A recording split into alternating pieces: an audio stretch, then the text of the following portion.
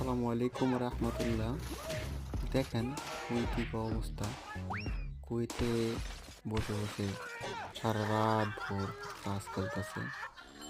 এখানে ওরা কোনো জুয়া জুয়া খেলে না, ওরা বসে বসে আনন্দ করে তাস খেলে। যারা জিতে তারা তো আলহামদুলিল্লাহ, যারা যারা হারা যায় তারা কানের মধ্যে শাস্তির জন্য ক্লিপ দিয়ে আটকানো হয়, যেটি আমরা বাংলাদেশে জামা কাপড় রোদে দেওয়ার জন্য হচ্ছে কাজ চালাই। ওই যে আমার কফিল দুই সাইডে দুইটা বালিশের মতো নিয়ে রাখছে, কানের মধ্যে ক্লিপ আটকে রাখছে, কারণ সে হারছে এবং তার সাথে যে পার্টি ছিল সেও হারছে। দেখেন কি অবস্থা, কি করতেছে, সারা রাত পরে অবস্থা।